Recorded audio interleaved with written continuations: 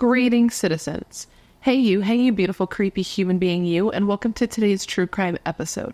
I am so happy that you are here. I am so happy that somehow in all of this that we're forced to deal with on the day-to-day, today you and I were able to find each other on this crazy little planet that we call home.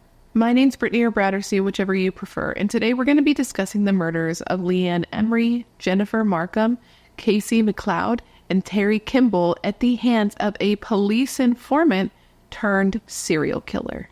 But before we get started, if you have not yet had the pleasure, please make sure to join the Brat Pack by subscribing and ringing that bell. I put out a new video every single week, sometimes 2 a week, and I would love to hang out with you. Yes, you specifically you, but I can only do that if you join the Brat Pack and become one of us. Now, before we get into the details of today's case, I first need to say a big thank you to the sponsor of today's video, and that is Aura. Sponsors like Aura make it possible for me to put out videos as consistently as I do, and I want to start this off with the question to you. Question to you, question for you. And the question is this. Have you ever Googled yourself or the name of somebody you love and been surprised to see how much of yours or their personal information was available on one of those public listing sites? Because when I tell you, it is far more common for your personal and private information to get leaked out on the web. And that is because there are these things out there called data brokers who take your personal information and sell it to people that you really don't want to have it, like spammers and robocallers. They can even find out where you live. I am not down with that sickness, okay? I value my privacy and I value your privacy, and that's why I want to introduce you to Aura. Now, I have some good news for you and I have some bad news for you. The good news is this. Data brokers are legally required to remove your information if you ask them to. It doesn't seem like you should have to, but that's something that you can do. But here's the bad news. They make it super difficult to figure out which data brokers have your information, and that's one of the ways in which Aura comes in. They identify which of the pesky data brokers have your information, and they submit opt-out requests on your behalf. They do the work so that you do not have to. When I first signed up for Aura, that's the thing that I was the most interested in. I went to the data broker opt-out section on their site just so I could see how many data brokers at the time had my information. And it turned out 30. 30. That is so many. And Aura had already submitted opt-out requests on my behalf without me even having to ask them to. So thank you, Aura, for that. They also do things like check and see if your information has been leaked on the dark web.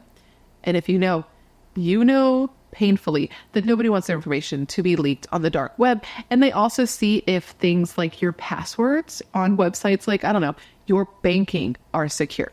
And those are just a couple of examples of ways that Aura helps keep you and your loved ones safe online from threats that you just simply cannot see. Through just the Aura app, which is super easy to set up, you can get things like parental controls, antivirus, VPN, password management, identity theft insurance, and more. And you get it all in one place. There's no need for several different apps, and you get it all at one affordable price. Now listen, it sounds like a great deal to me, but I'm not sure, Mom. Like, I am a mom, but I'm not your mom, and I can't tell you what to do. But what I can tell you is that I don't want people to exploit and profit off of your personal information, and you don't have to let that happen. You can let Aura do the hard work for you by keeping you safe online, and of course, I have great news for you today. Aura is offering members of the Brat Pack the opportunity to peruse all they have to offer for free for 2 weeks through my link. So if all that sounds as good to you as it does to me, make sure to go to the link in my description box, which is aura.com/Bratterstein, to let them know I'm the one that sent you. That helps my channel, and get your 14-day free trial and see if your personal information has been leaked online. And if it has, let Aura help you put a stop to it today. Now, I just want to say a big thank you to Aura for partnering with me on today's video. It's partners like Aura that make it possible for me to put out videos as consistently as I do. And a big thank you to you guys for always being so supportive of all of my sponsors. You rock. Don't ever change. All right, let's go ahead and get into this video. So this video is on a case that was recommended to me by a member of the Brat Pack named Angela. Hi, Angela. Thank you, Angela. And you may have noticed, or maybe you haven't, but I don't typically do a lot of serial killer cases on my channel. I find them to be incredibly daunting to look into and to structure because I tend to go down a lot of different rabbit holes in a serial killer case. There are many rabbit holes to go down. Hop, little bunny, hop, hop, hop. But with this particular case, I just found myself really wanting to talk about it after I started to look into it because it's the kind of case that I feel like, one, isn't talked about a lot. I had never heard of this guy before. And it's a case that I don't believe was taken seriously enough, in my opinion, in the beginning. because one, the guy responsible was a police informant. So, maybe the police didn't really want to look at one of their own informants too closely. Maybe that's the case. And also, he chose victims that were not perfect, right? And the thing about that is that nobody's perfect. So them not being perfect doesn't make their murders and what happened to them any less tragic and any less worth solving. You know what I mean? So with that, today I'm going to tell you the entire story. I read all the things so that you do not have to. And at the end of this video, I want you to answer the question of the day. Actually, I have two. And these are them. They are coming right now. 1, do you think that there are additional victims linked to this particular serial killer? And 2, do you think it's possible that he was part of an organized crime ring and that more people than just him were involved in these murders? Let me know all your thoughts in the comments below after we go through the details of this case. And now, with all of that said, come gather around and let me tell you the story of the murders of Leanne Emry, Jennifer Markham, Kaysi McLeod, and Terry Kimball. Okay, I have been sitting here way too long trying to figure out exactly where to start with this case because there is so much to discuss, and I'm trying to figure out how best to format the information to make it as digestible as possible. But I think the best place to begin would be early 2006. It was around this time that a detective named Gary Thatcher was investigating a bank fraud case. Basically, the bank had contacted the authorities saying that somebody's account was getting basically drained. They were writing bad checks and they were just taking money out of the account. Like, I believe it came to a total of $83,000 that was removed from this account. And there were checks written from this account that totaled $55,000. So this was like a large sum of money to go missing and very serious, which is why, a detective was assigned to it and they were putting in the work and getting down to business. Now, police were able to quickly link the bad checks and the stolen money and the fraudulent activity when it came to this account to a man named Scott Kimble. And that's because he was writing these checks to a business that he and his wife shared on a farm. So police go to this farm, and when they get there, Scott Kimble is not there, but his wife, Lori, is. And they don't know this at the time, but he was actually on the run. He took off to California. And it turns out that his wife, Lori, didn't even know that's where he was. It wasn't weird that he was gone, because apparently he was known to just go away for long periods of time and not always be in the most communication with her. It was something that was normal for their relationship. He would just dip sometimes. So it wasn't weird that he was gone. But there was a Shyamalan twist in this whole situation, and that's that he had told her he was in Alaska. Remember, he's in California, so he tells her he's in Alaska. He's sending her photos of him in Alaska when really he was in sunny California. Anyways, police get there and they start talking to Lori about the whole check fraud situation, and in the course of having this conversation, she mentions to them that Scott may be involved in a case that is far more serious than the check fraud situation, right? So the police are like, tell me more. And she's like, absolutely, I will. And this is when she tells them that her daughter is missing and has been missing for a long time. And that she, Lori, was suspicious that Scott may be involved, but she didn't know for sure. So she stayed with him all this time because he was actually working with the FBI to stop her daughter's case from getting cold. So police hear this and they're like, whoa, I was coming here just expecting to look into this check fraud case thing. And now it's looking like it's way, way bigger than that, because they knew for a fact that he did not work for the FBI. Okay, he was not part of that team. Instead, he was a con man who had been in and out of jail for years in many different states, starting when he was just 18. Now, none of these arrests were for violent crimes. Arrests, okay. None of these arrests were for violent crimes, but he did have some charges against him for things that could be seen as violent, like he had kidnapping charges against him for when he kidnapped his ex-wife, but those charges ended up being dropped. So all of that's a long-winded way to say that he definitely did not work for the FBI. You can't have a record like that and work for the FBI, but they were able to determine that he was a paid informant for the FBI. That's something that they were able to look into and confirm that he was. So when he said he worked for the FBI, he didn't work for the FBI, but he worked for the FBI, which, had to be very shocking for Lori because, again, her daughter, Kaysi McLeod, has been missing for a long time, and Scott worked for the FBI and was helping her look into her daughter's case.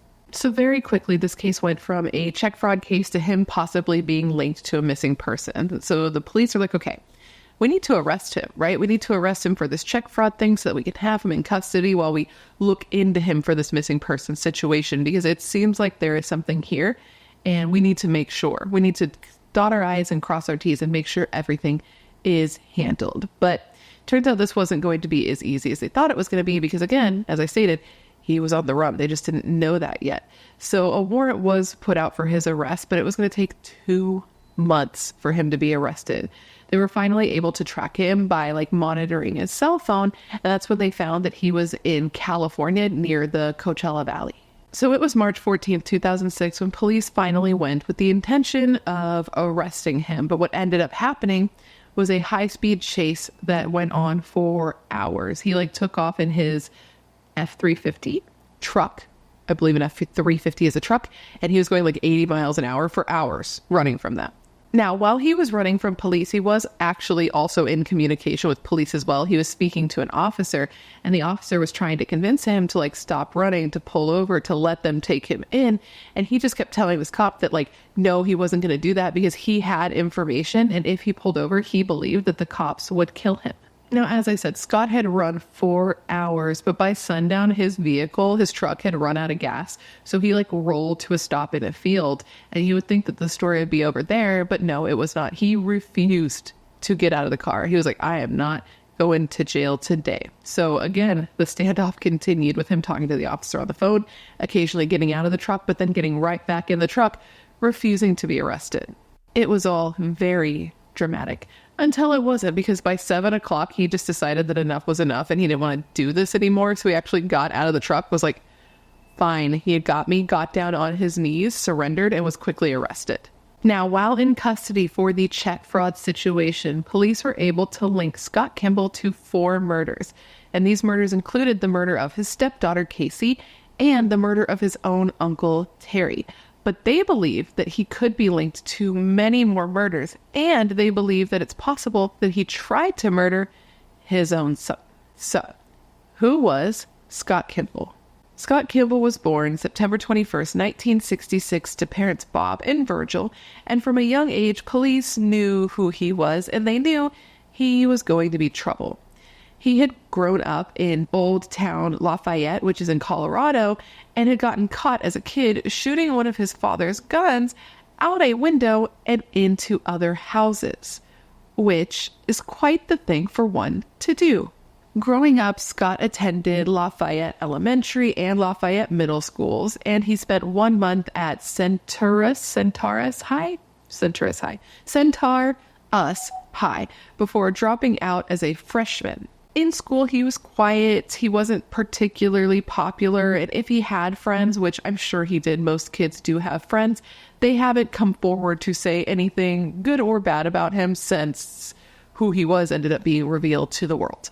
Now, from everything I've read about Scott Kimble, it does seem that he had a bit of an unstable childhood. I would say the shooting the gun into neighbors' houses is pretty evident of that.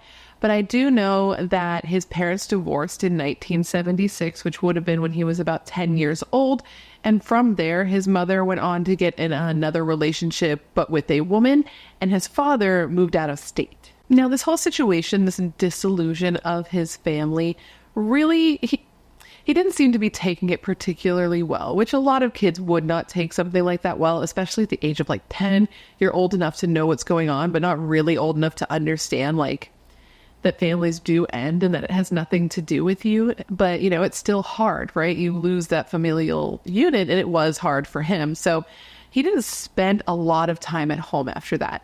I didn't see if he was still living with his mother. I mean, his dad left the state, so it seems like he would have been living with his mom, or if he was bouncing around from place to place, because I did read that he spent a lot of time at his grandmother's, but things were not much better for him there. Now, that's not to say his grandma was the problem, because I haven't seen anything that would say that she was. But, okay, so she lived at the Skylark Mobile Home Park.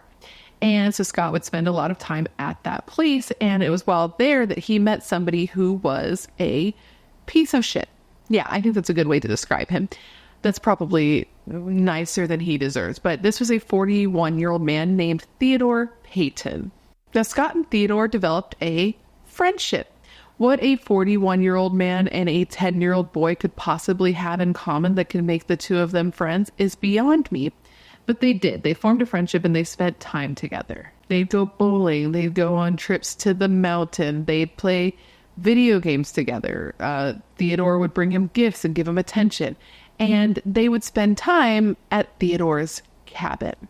Now, it did not take long after the two started going to his cabin for Theodore to show his true colors. And the colors were brown because he's a piece of shit. So basically one day Scott was taking a bath. 10-year-old boy taking a bath. He could have been 11 at this point. Young boy taking a bath. And Theodore walks in and is like, "Oh, do you want me to wash your back?" And from there, it went on to giving the boy a massage. And without getting into specifics, because who would want to hear that, Scott Kimble was abused. During the time that Scott spent with Theodore, he was physically abused. He was sexually abused, emotionally abused. He had photos taken of him. And this went on for years and years. And as the years went by, it got worse and worse. He'd often get Scott drunk, get a child drunk to make him more compliant, and he would threaten this child with a gun, telling him that he would kill him and his whole family if he was ever to tell anybody what was going on in that cabin. And it was the type of thing that it didn't seem like Scott could escape, because even as he got older and he actually left Colorado, moving back with his father in Montana, he wasn't able to escape Ted and Ted's cabin, because whenever he would come back to visit, that's where he'd end up. So this went on for 7 years. From the age of 10 to the age of 17, this was happening to this boy. And it only ended up ending when Scott finally completely separated himself from the situation.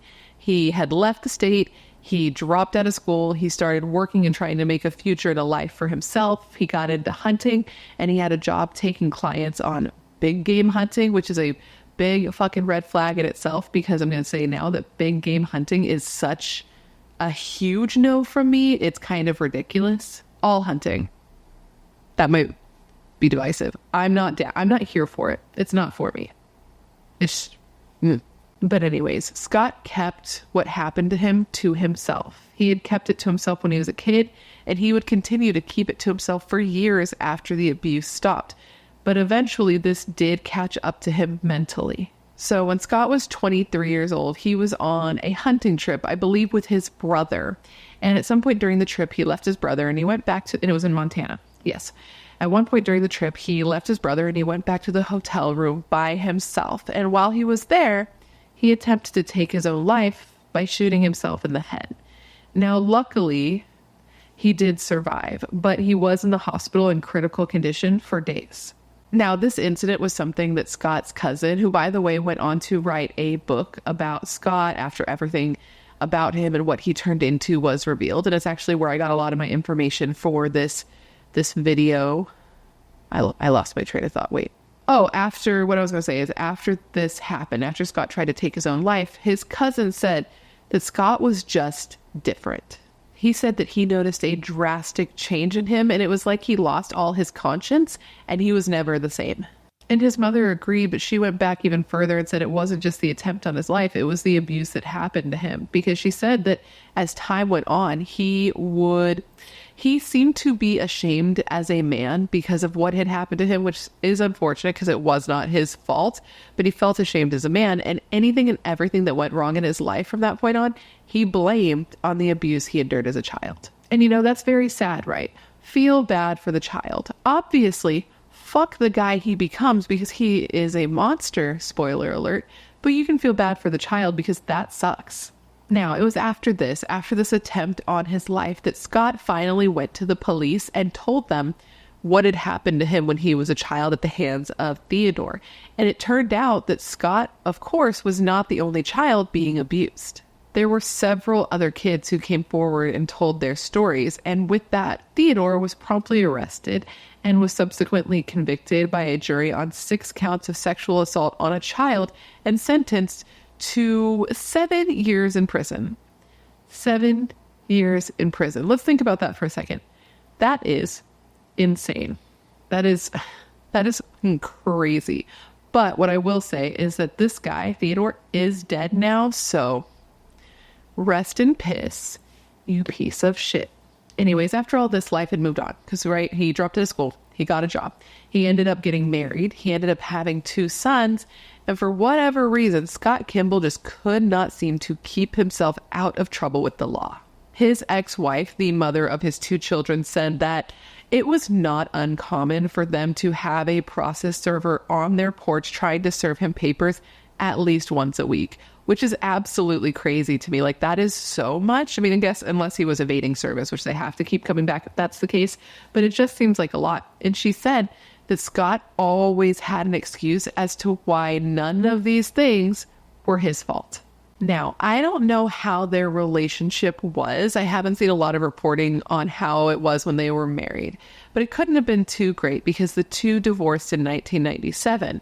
And it was after their divorce that the first, at least reported incident that I was able to find of violence from Scott Kimble happened. Okay. And this was, I believe, 2 years after they got a divorce. Was it 2 years or was it 2 months? It was 2 years. 2 years after they had divorced, he kidnapped her. Her name was Larissa, by the way. I don't think I mentioned that. He kidnapped Larissa. He took her, he beat her violently, and he raped her repeatedly.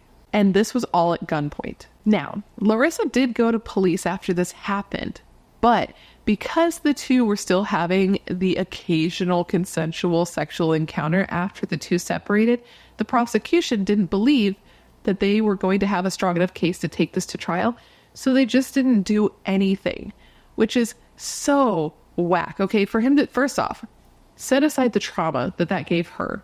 I don't want to set it aside. I want to stew it in a little bit with you, but we know that's fucked. But then think about the fact that he did something this violent and they were just like, we're not going to do anything about it.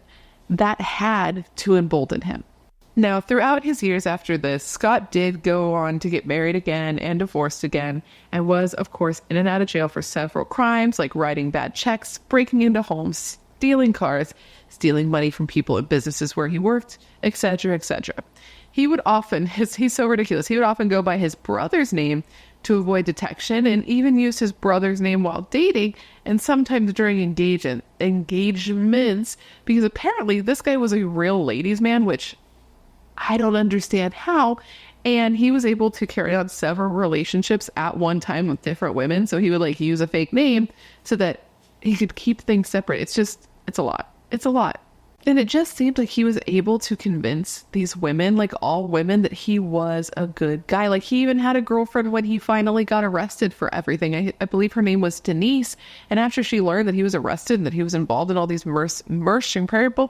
missing people cases, she was blown away. She's like, I thought he was just this good, homegrown country boy who listened to country music. Like, I could never see him being involved in anything like this. Like, that's not the version of him that I knew. Anyways, it was while going in and out of jail on the multiple different occasions when he got himself in trouble that he started to meet people, and he started to find that he was really good at learning information, like getting information from people that he came in contact with, which ended up leading to him getting his gig as a police informant.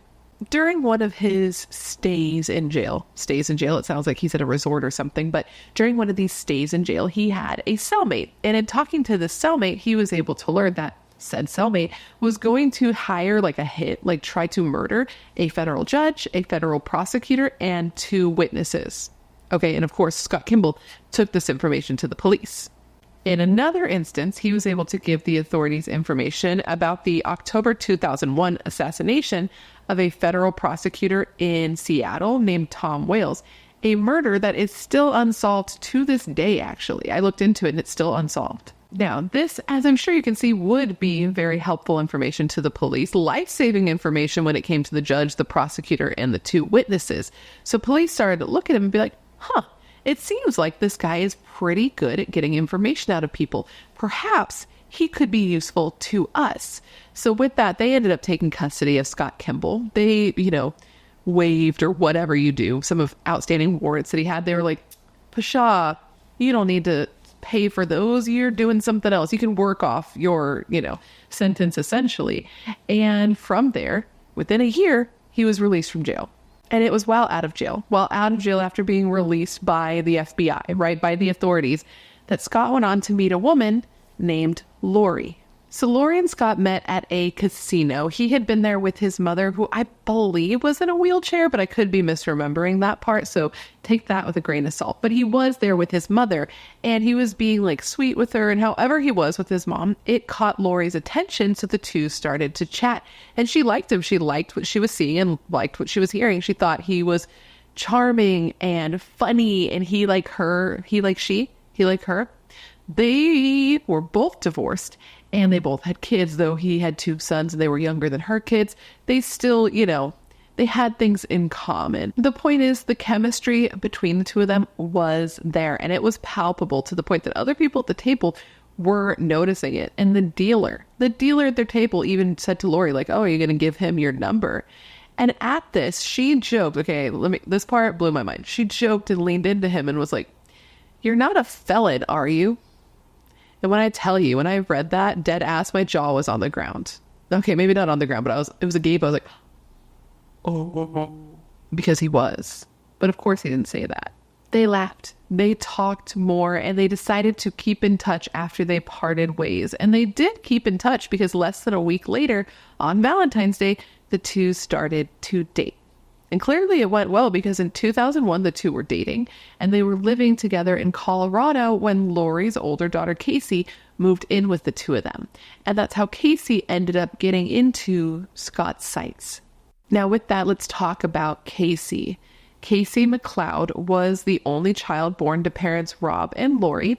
She was said to be bright and bubbly and fun. She was a very happy, easy to get along with type of child, the type of kid who always wanted to please you.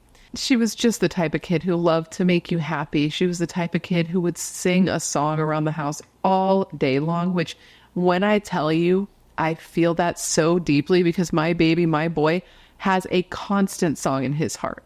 And young Kaysi was the same. And as she got older, she liked different things like jewelry making and dancing and art and music. She was also the type of kid who just really got along with her mother. Like, her mom said that she never talked back, which is mind-blowing to me, but that's what she said. She said she got very lucky in that way. Now, since Kaysi was the couple's only daughter, their baby girl, they doted on her and fiercely protected her. Like, they said that they kind of kept her in a bubble for the first beginning portion of her life, at least while the two of them were together. They were very overprotective.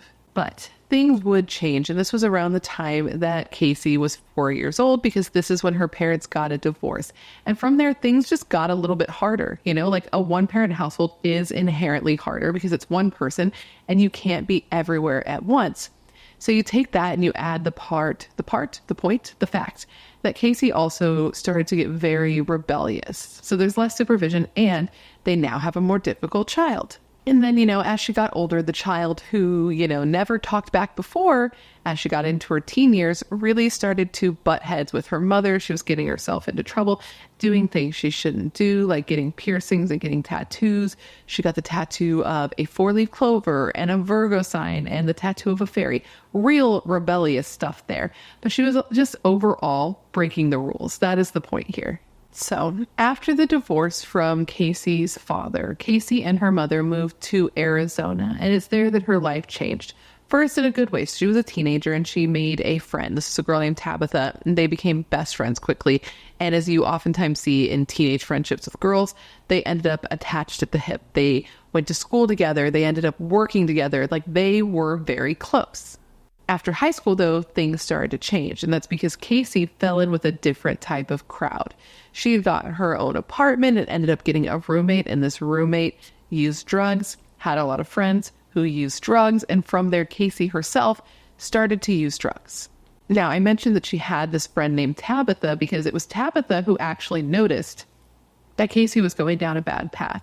It's like, whatever anybody else wants to do is fine and well, but this wasn't good for Kaysi. So she took it upon herself to reach out to Kaysi's family like a real one and tell them what was going on.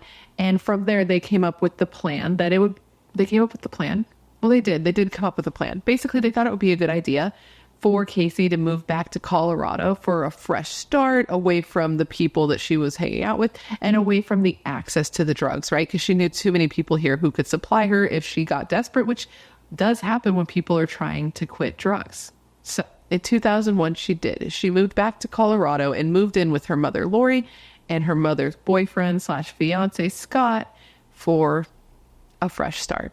Now, what was sort of magical about this sort of, I don't want to say intervention, because it really isn't an intervention in the traditional sense that you picture with like a group of people intervening on her, but it was technically an intervention because Tabitha did intervene on the path that Kaysi was heading down. I lost my train of thought again. Wait. Oh, the point is that what was sort of magical here is that Tabitha and Kaysi didn't grow apart after this, because I could absolutely see a situation where Kaysi would be upset at her for overstepping and talking to her family and getting her into trouble, etc., etc. But that wasn't the case. They didn't grow apart. If anything, they actually got stronger because Kaysi knew that Tabitha was just looking out for her and looking out for what was best for her. And something I want to mention here, something that is important to those who love Kaysi and know Kaysi, is that people understand that this short period of time where Kaysi had a problem with drugs does not define her. It is not who she is. And it's so fucked up that families even have to come out and say things like this and when these sort of cases happen. But you know that they do, because there is a bias towards people with substance abuse issues. It's like certain people see people that have these issues as less than, as their murders being less tragic. And it's just incredibly frustrating. But anyways, she is back in Colorado. She's living with her mom, Lori, and her mom's boyfriend slash fiance, Scott Kimble, and things seem to be doing well. She seems to be happy. She's made new friends. She has a job. Everything was just going so perfectly until it wasn't, because one day Scott came to Lori saying that he had found drugs and drug paraphernalia in their house. Now, in learning this, Lori did go and confront Kaysi, and Kaysi swore up and down that the drugs were not hers. She's like, you can even give me a drug test, okay? This is not mine. But her mom didn't believe her. Like, would you have believed her in that situation? I can't say that I would have. So her mom, not sure what to do, believing that her daughter has come here and then brought drugs into her house and now was lying to her face about it, she told Kaysi, like, I'm going to call the cops. And from there, Kaysi dipped. She got on her bike and she took off, and she didn't come back. And her mom was so worried when she didn't come back, she actually went out and looked for her. She drove around and looked for her, but didn't find her. And in hindsight, she believes that Kaysi left because she was so upset that her mom didn't believe her. Now, in hindsight, Lori does not believe those drugs were Kaysi's. She believes that Scott planted them in an attempt to drive a wedge between her and her daughter so that he could take her and do whatever he wanted with her. But that's hindsight, right? That's hindsight. It doesn't stop her from feeling incredibly guilty, but she couldn't have known that because at the time, that's not who Scott was to her. She didn't know who he actually truly was, but that doesn't lessen how she feels. And she said of this, and I quote, "Obviously, I blame myself because I'm the one who brought Scott into our lives. I would give anything for a do-over. Life doesn't offer that." So anyways, she leaves, she goes out, she looks for Kaysi, she cannot find her. So Scott goes out, looks for Kaysi, and he does find her, which sounds like a lie, but no, he actually did. He found Kaysi, so he gets a hotel room for her and for her boyfriend, and after that, her mom talks to her, so we know that she was okay at that point, and it just seemed like Kaysi needed to cool off, and things would be fine, and she would be back. But she never did come back. So 2 days after she left her mom's home on August 23rd, 2003, 19-year-old Kaysi failed to show up at her shift she worked at Subway. Okay, so she fails to show up for her shift. And this was after her boyfriend said that Scott Kimble had come and picked her up and offered to drive her to work. Now, her boyfriend didn't realize she was missing until much later in the day after the shift would have been over because she didn't come home. So when he reaches out to her work, he finds out that she never even showed up for work. So he gets very, very concerned. And he goes to Lori and he tells Lori what happened, that Kaysi's missing, that Scott picked her up to take her to work, but that she never ended up at work. And Scott flat out denies this, says that he never picked her up, that he wasn't even in town when she went missing, that he was off alone in the mountains. Now, I don't know why exactly Kaysi's mom didn't believe her boyfriend. I don't know what the relationship was there. I don't know if he wasn't a trustworthy guy or if she just trusted Scott more. But the fact is, Kaysi was missing. She didn't show up for work, and her mom did go into a panic because Her leaving home and, them fighting was not that unusual, but her not showing up to work, she never do that. So with that, her mother went to the police. And as we see in so many cases, she was basically shut down right away. They were like, listen, she's an adult. She's allowed to disappear. She can go wherever she wants. And you have no right to find her, basically. And he's an Asian. And even as time went on and Kaysi still did not come home, the police refused to let her file a missing persons report, saying that there was no blood evidence to support foul play. And that was that. So, she was super worried, and her father seemed to be like, he was worried for sure, but he was less worried. He assumed that everything was going to be fine. He said she had run away before, so though he was worried and angry, he didn't think anything bad had happened. He just figured that she was at a friend's house doing what she needed to do, that she was crashing, that eventually she would show back up. But she never did. So time was going by and nobody was hearing from Kaysi, but Lori was under the impression that her daughter's case was being looked into.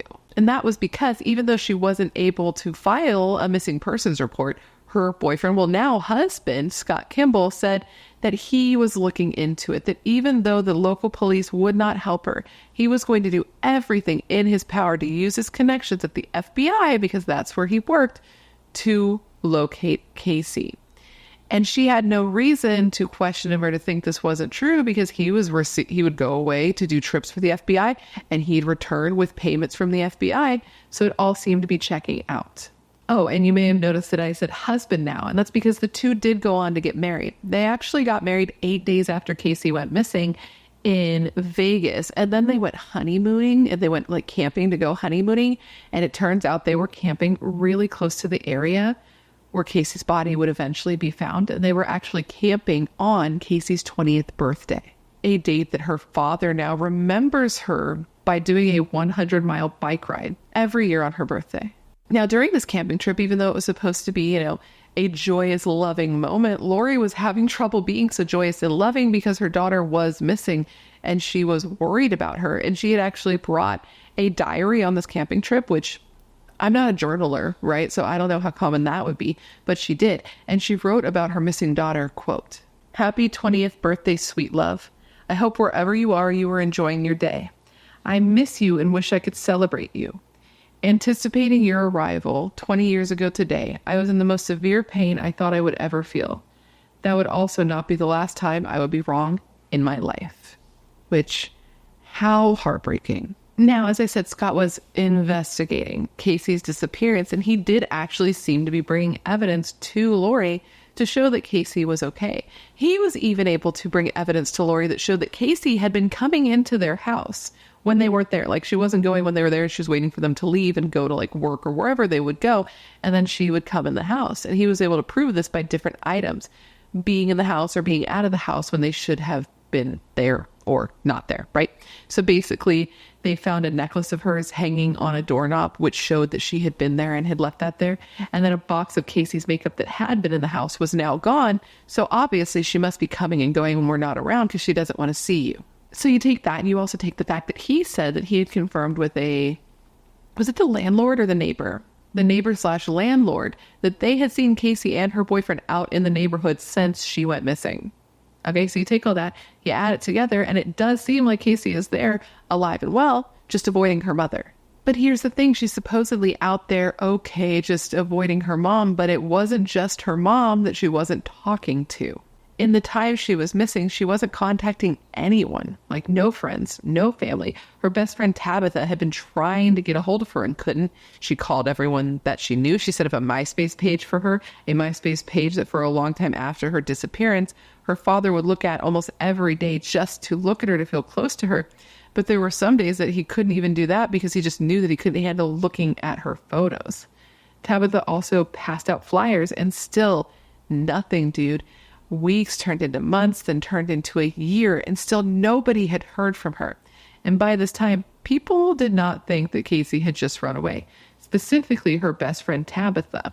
She said of this, and I quote, "It just became more and more unlike her not to get a hold of me in some way through an email or give me a call." Something like that.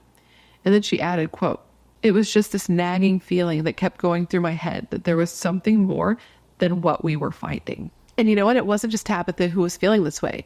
Rob and Lori, Scott's wife, were feeling this way too.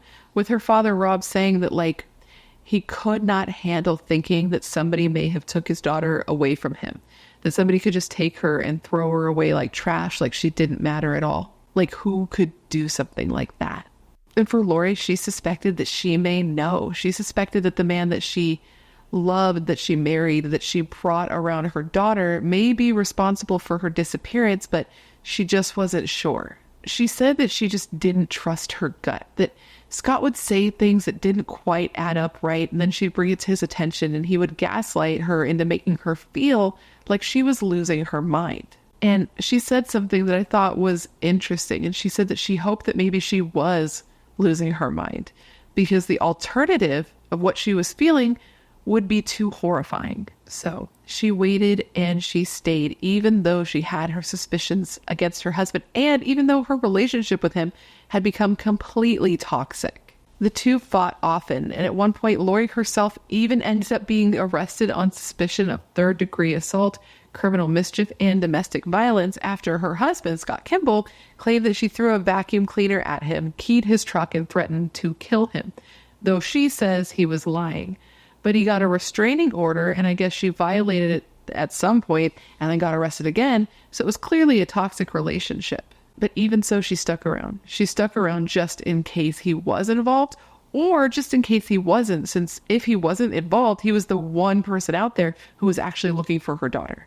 Now, she didn't voice her concerns or her gut feeling about what may have happened to her daughter until 2 years after she went missing. And when she did, she finally went to her ex, to Kaysi's dad, and told him about her suspicions, and also told him that he didn't know everything about the weekend that Kaysi disappeared. And this is when she told him that the weekend that Kaysi disappeared, Scott also went away for that entire weekend. Now, I don't know how he reacted to this conversation, but I think it's probably safe to say that it was a tense situation, because there's a chance that she's right. You know, there's a chance that she's correct and that this man is responsible for the disappearance of their daughter, but they don't know for sure, right? All they know is that she's missing, and her father's freaking out, wondering if she's hurt, if she's hungry, if she's taken care of.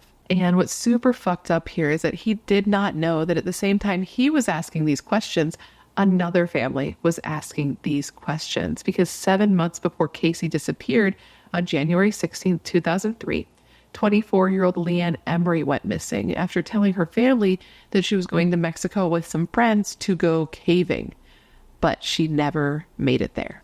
Now, Leanne's story is somewhat similar to Kaysi's in that she was from a loving family and had a bright future ahead of her, but ended up getting dealt a bad hand and went down a bad path. Her father said of his daughter's life, and I quote, "It is a sad story. The story about a young girl who was smart, intelligent, beautiful, and went from having everything going for her, and then certain circumstances happened that spiraled her down, and her life just got worse and worse." Leanne Emry was born to parents Howard and Darlene, and she was actually born in the same room in the same farmhouse where her own mother had been born. She was in many ways a golden child. She went to Eagle Crest High School in Colorado, where she was a straight-A student, even graduating a year early in 1995, despite the fact that she struggled with mental health problems starting from when she was a teen, being diagnosed with bipolar disorder, and also spending her years dealing with chronic back pain, which if you've had back pain, I cannot imagine chronic back pain. But despite that, despite everything she was dealing with, she worked super hard and she was able to push through, and she graduated ahead of her class. She went on to get a job as a veterinary assistant. She was going to college. She had big plans and this bright future ahead of her. But after high school, things changed for her a little bit. And by a little bit, I mean a lot of it. So basically, her mother was not doing great. She had some pretty serious health problems at the time, and Leanne decided that she was going to quit going to college so that she could be there to help take care of her mother. And she ended up, so that happened, and then she ended up losing her job as the veterinary assistant, and from there, things just progressively seemed to get worse and to get worse. During this time, she also met and married a man who really wasn't the best for her. He was in and out of jail a lot, and I think he was even in jail when the two got married. And once he was released from jail, he was said to be very abusive to her. Her life just changed so much so quickly, from finishing school early, going to college and working for a vet. And now she had dropped out of school, was in an abusive relationship, and was working as a stripper for private parties. Her dad said that he felt like this was the turning point for her, that like she believed that her life wasn't worth much and then there wasn't much she could do about it. Now in 2002, it seemed for a moment like things were actually going to be getting better, that things were going to be changing. And that's because LeAnn was able to get herself out of that abusive relationship. And for a moment, her family had hopes that things really were going to get better, but then their hopes were quickly squashed when LeAnn got into another relationship with a guy that they didn't think was the best. It was a man who was in federal prison for robbing banks named Steven. When they learned this, they just weren't expecting the best outcome, from this relationship, just history repeating itself.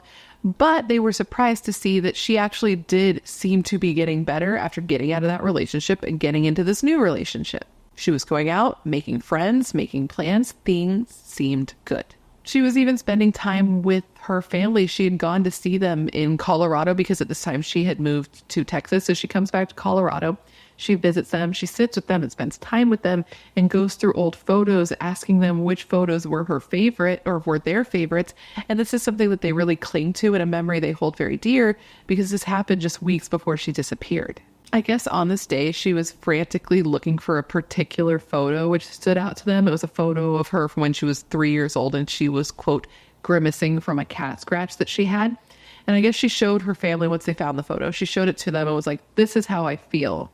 And at the time, it didn't mean anything to them. But in hindsight, her father latches onto that a bit and feels like this was her way of telling him that she was in trouble and she needed help. And he feels like an idiot for not being able to put two and two together in realizing that, which I don't think is fair to him. Obviously, he's going to feel how he feels because he lost his daughter, right? He is entitled to feel how he feels. But I do think he holds on to blame that isn't his to hold on to. You know what I mean? Because how could you know by her showing you a photo of this is how I feel that she's telling you she's in danger? You know what I mean? It's just one of those things that you think about after the fact because you have nothing else to hold on to because she's not here.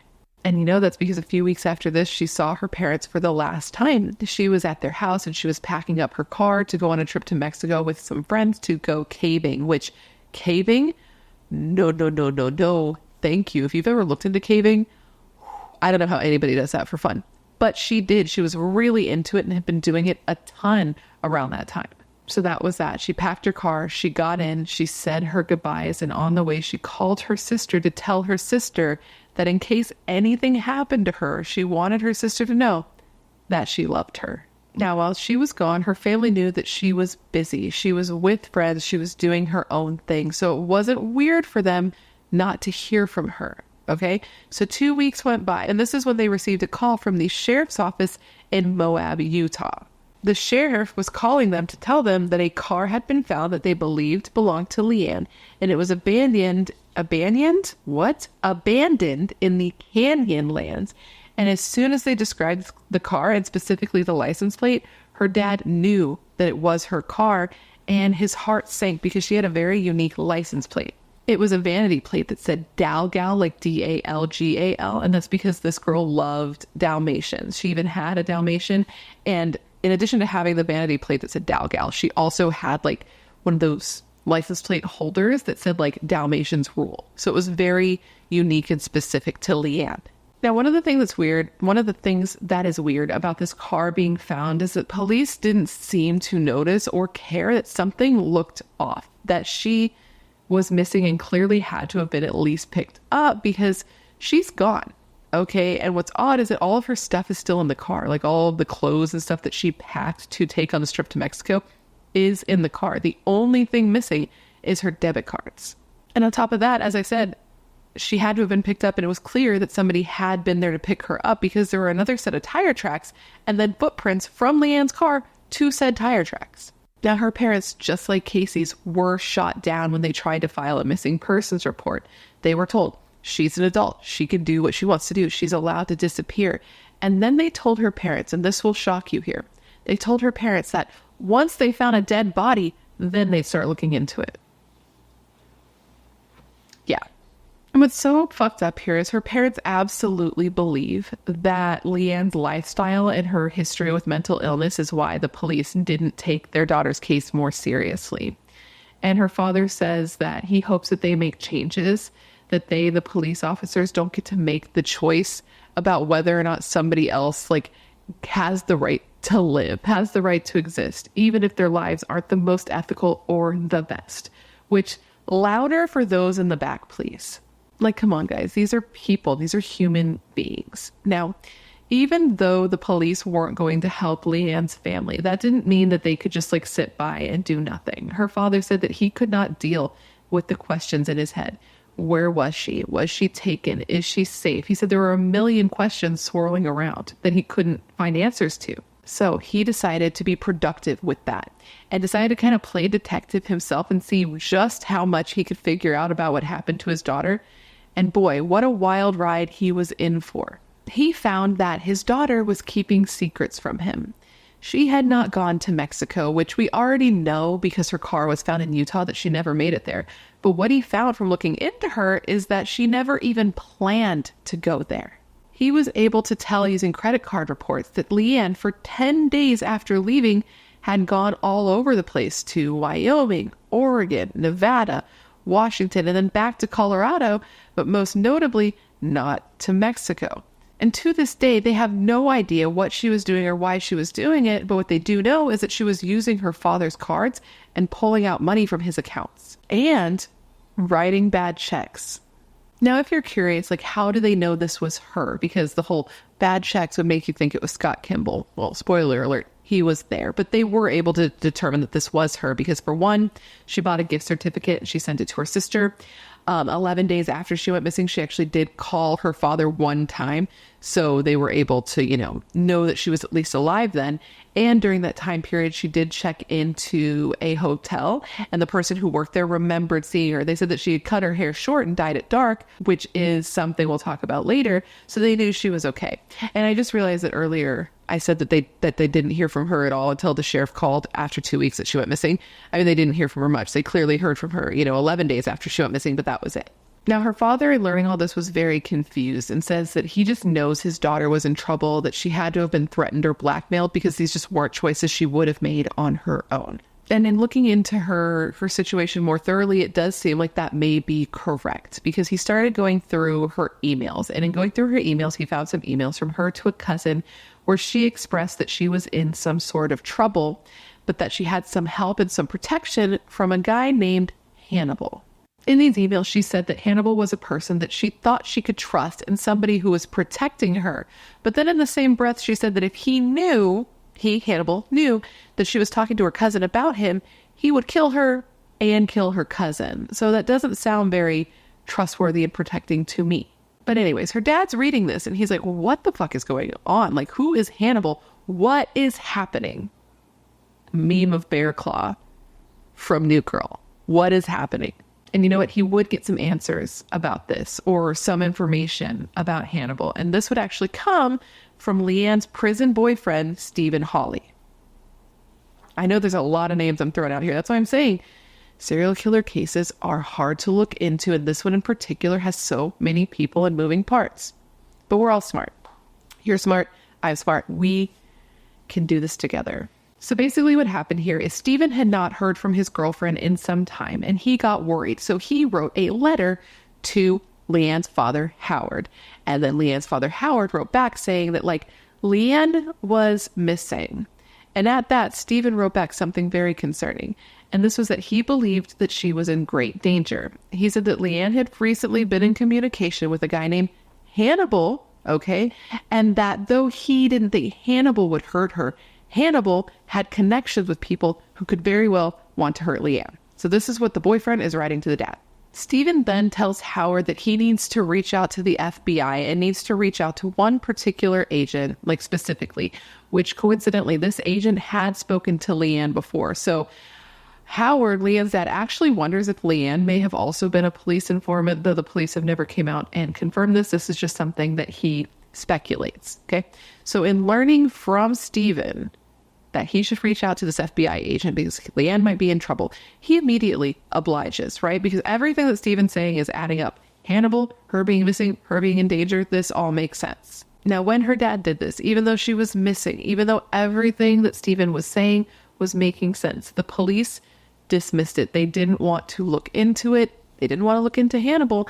And they basically just said that Stephen Hawley was a liar and not to take anything he said too seriously. Which, I mean, I don't know how her father felt about that, but this guy was in jail. I mean, how could he trust what he's saying? So nothing happened. Nothing happened. And time, man, it marched on. Time marched on with nobody knowing where LeAnn was and nobody knowing who Hannibal was, which, spoiler alert, it was Scott Kimble. And, nobody knew that LeAnn's case was also related to the disappearance of a girl named Kaysi. There were so many things happening at the same time that nobody knew. But a connection would be made 3 years after LeAnn disappeared in June of 2006. It was at this time that Rob, Kaysi's father, was reading an article in probably a magazine. I was going to say the newspaper. He was reading an article somewhere. And it was an article about a man who had recently put up a billboard to try to get information about his missing daughter. So he sees it's a man with a missing daughter. Of course it's going to grab his attention, right? But then he reads further into the article, and that's when his heart sinks, because in this article it mentions that the last person this girl was known to have seen and spoken with was a man named Scott Kimble. Sounds familiar, right? But here's the thing. The man in the article was not Howard. It was not LeAnn's father, if that's where your mind was going. The man in the article was a man. The man in the article was a man.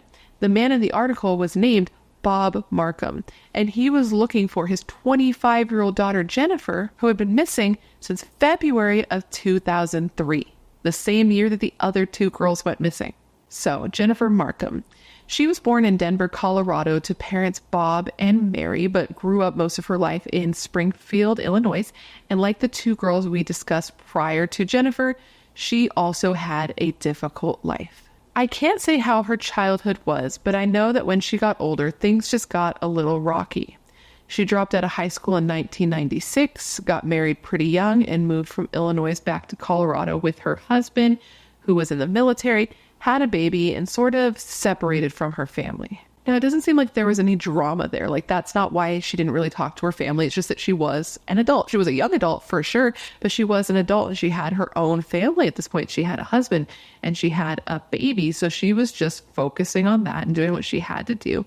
And sometimes she and her family would go months without talking, and then they just talk and it would be like no time had even passed. But anyways, Jennifer's marriage to the military man did not last, and the two divorced in, I believe, 1999. And after she divorced from this guy, she did go on to get pregnant again. I can't say if she was in a relationship with whoever she got pregnant from, but I can say that he wasn't really in the picture in any substantial way. So she then went on to be a single mother with 2 babies. So that's a lot, right? That's expensive. And to provide for her family, Jennifer, who was obviously beautiful, ended up taking a job as a stripper at Shotgun Willie's, which was like a bar where you could eat and smoke cigars and, see women. So she worked there under the name Francesca. So fancy Francesca. Now, during that time, she was said to have graduated from just stripping to engaging in a little bit of sex work, but it didn't seem to be something that lasted very long, because shortly after even beginning, she called her mother in hysterics after she had gone on, like a date and got really beaten up by a guy. So she stopped doing that pretty quickly. Around this time, she also went on to get into a new relationship. This was with a guy who was not a great guy, and his name was Stephen Ennis. So now we have several Steves in this video, but we'll try to keep them sorted because not all of them are terribly important, but they all come up from time to time. So she's in this relationship with this guy, Stephen, and he's not a great guy. He is an ecstasy dealer in New York and Colorado. Like, he's slanging shit all over the place, and he ended up getting arrested after the DEA got onto him, so he ended up in jail. Now, it was Stephen, her boyfriend, who was one of the last people to see her alive. She had come to visit him in February of 2003, February 17th, 2003. And shortly after that visit, she disappeared. Now, the problem here is that it wasn't noticed that she was missing right away. I can't say where her kids were, because obviously you would think that would make it pretty noticeable that she was gone. I don't know where they were. I didn't see that in the reporting. But her family didn't notice because they wouldn't talk to her for long periods of time. Sometimes she was even known to turn her cell phone off when she didn't want to talk to somebody. But eventually she would turn it back on and she would call. But that call never came. And during that time she was missing, her father did actually start to get worried and reached out to her and left her a voicemail where he was just like, hey, listen, give me a call back when you can. Like, nothing bad's happened. I just want to make sure you're okay because, like, I haven't heard from you in a while. But she never called back. So time went on, and her family did think it was odd that they hadn't heard back in so long. And they were getting a little scared and a little bit anxious, wondering where she was. But they thought that the best case scenario here was that maybe she had gotten arrested and she hadn't called because she couldn't call. And that once she got out, she just would. Like, this was the idea they were operating under. But then after a year with no answers as to where Jennifer was and no calls from Jennifer to let them know she was okay, her father received a call that nobody ever wants to receive. The person on the other end of the line was an FBI agent. And this FBI agent said that they were calling to speak to Jennifer. And her father's like, well, I don't know where she is, guy. Like, she's been missing for over a year. We haven't heard from her. We don't know what's going on. And the FBI agent's like, I was kind of worried about that. And then tells her father that Jennifer's car was found abandoned at the Denver International Airport. The Denver airport, the big one with the horse, the evil horse, you know what I'm talking about? Her car was found abandoned there, and there weren't any records that showed that she flew anywhere. And what's super fucked up here, well, that's already fucked up. But he tells him, okay, her father finds out that this actually happened. Her car was actually abandoned there a year prior. So they knew she was missing all this time. Her car was there, and they didn't contact the family. So they had no idea anything had happened, which is just so unbelievable. But here we fucking find ourselves. Now, in learning that Jennifer's car had been found and that Jennifer was missing and she had been missing all this time, obviously her parents were a little bit frantic. Okay, this is the worst news any parent could possibly get because it looks like their daughter's been missing for a year and no one has done anything about it. So they start blowing up the police phones, basically. They're calling all the time. They're trying to get all the information they can. They want updates. They want answers, dude. And finally, the police do something. Something perhaps questionable, but something. And that's that they connected Jennifer Marcum's parents with a jailhouse informant who they think may have some information on what happened to Jennifer. Why it's her parents' job to have this conversation, I cannot say, but this is what happened. This man went by the name Joe Snitch, and he was a guy who had once been a cellmate with Jennifer's boyfriend who was in prison, the ecstasy dealer. So in learning this, they're like, okay, this sounds promising, and so they arranged a meeting with him. So Jennifer's parents meet with this guy, Joe Snitch, at a park. And while there, he tells them everything. He tells them that Jennifer was murdered by one of her boyfriend's drug associates. And he even tells her parents that he saw photos of Jennifer dead. Can you even imagine being in that situation? Her mother said of this quote, "He told me she was strangled. She was tied up and she was strangled from behind. And she put up a fight. I was thinking, how could he know this? How could he know this indeed? That does seem like a good amount of information for somebody who wasn't there to have. But wait, there's more." As their park rendezvous was coming to an end and they were about to part ways, Joe Snitch said to her parents, quote, "If you stay till tomorrow, I'll go up in the mountains with you and take you up in the mountains to show you where she's at." Now, neither of Jennifer's parents took him up on this offer because after meeting with Joe, Mr. Snitch, if you nasty, they had decided that this man knew too much. He had way too much information and the vibes were just off. So at this point, they were convinced that this man, not a random drug associate of Jennifer's boyfriend who was in jail, this man was responsible for what happened to their daughter. And if they had gone up in the mountains with him that following day, they never would have come back down. This is what they believed. On top of that, during this encounter, during this meeting, he had made Jennifer's mother specifically so uncomfortable. He had the audacity to tell this woman who's looking for information about her murdered daughter that if he was to come to her hotel room that night and she was to allow him in, he would, quote, demonstrate for her, this is a loose quote, he would demonstrate to her what the killer had done to Jennifer, her own child. Okay, that's disgusting. And of course she declined. But that didn't stop him from showing up at her hotel room that night, dude. According to Jennifer's mother, he showed up at her hotel room that night at midnight with a contract for her to sign. And this contract said that she was giving him permission to bind her, to gag her, and to have sex with her. And when I read that, I was like, he did what now?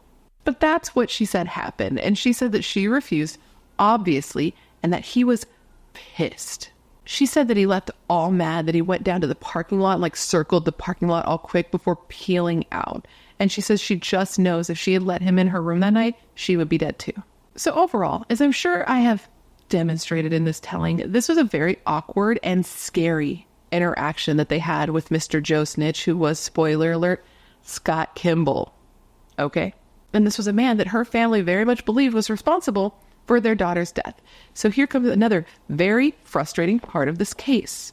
When Jennifer's parents told the FBI about their suspicions against Mr. Joe Snitch. Suspicions against Snitch. When her parents went to the FBI and were like, hey, we think he's responsible. He said some weird shit. He did some weird shit. And they told them, like, specifically what this guy did. The FBI turned them down, was like, no, and defended their informant. Which I'm sure you can imagine this was a very upsetting for them. They were like, wow, they really put this trust in this fucking dick. And they shouldn't have. They truly believed that the FBI introduced him to this guy and had them meet this guy so that they would feel bad about who Jennifer was as a person because of the stuff that he revealed to them. And that was not how her family felt. And her father even said of this quote, I didn't care because I loved Jennifer. And no matter what she did, we want her back. And I think they really thought that by doing this, we would become one of those families that would just turn around and get into an airplane and go home. And Jennifer would just be disappeared. So knowing he wasn't going to get any help from the police, he decided he was going to take things into his own hands. We have a theme here. He wanted answers. So he reached out to a Colorado-based nonprofit. He and his wife reached out to the Colorado-based nonprofit group that's called Families of Homicide Victims and Missing Persons. This group actually was founded by a man named Howard Morton, whose eldest child went missing in 1975. And it was this group that helped Jennifer's family be able to put up that billboard in front of Shotgun Willie's, just hoping that somehow this would lead to someone coming forward with some information. And it did work, because if you recall, it was an article about this billboard being put up that Rob, Kaysi's father, saw that let him know that his daughter was not the only missing person that was linked to Scott Kimble. Rob, in seeing this, called Bob. So Rob is Kaysi's dad. Bob is Jennifer's dad. Rob calls Bob. Okay. And I can only imagine how this conversation went, because he started by saying, quote, my daughter is missing. My wife is married to Scott Kimble. When I tell you, can you see the bumps? Goosebumps, chills. It gets me. This whole case just got under my skin. So after having this conversation, they realized that they should probably go and talk to Rob's ex-wife, Lori, Scott Kimball's wife, Kaysi's mother. And in doing so, they learned that she too has her suspicions against Scott. Okay. And they learned that there is yet another person who went missing who is linked to Scott. And this was his own uncle, Terry Kimball. Terry had randomly disappeared after coming to stay with Scott and Lori after Scott's young son, Justin, had had a, quote, near fatal accident. An accident that many people, including Justin, the boy that the accident happened to, don't believe was an accident at all, and instead believe that it was Scott's attempt to murder his own son. There is still so much to talk about here, dude, from the investigation into what happened to Terry Kimball, to the attempted murder of his son, Justin, to how Scott Kimble is connected to these women, to LeAnn and to Jennifer, to what happened to them, to the bodies, some of which have been found, and to several other victims that police believe could be connected to this calculating and manipulative serial killer. And that is where we're going to pick up next week. And with that, my friends, is the beginning portion of the story of the serial killer, Scott Kimble. I hope that you found my telling of this to be informative. I hope I was able to present it in a way that made sense. And of course, I just want to thank you for remembering Kaysi, LeAnn, Jennifer, and Terry with me today. Now, considering everything I told you throughout this video, I want to revisit the question of the day, and that is this.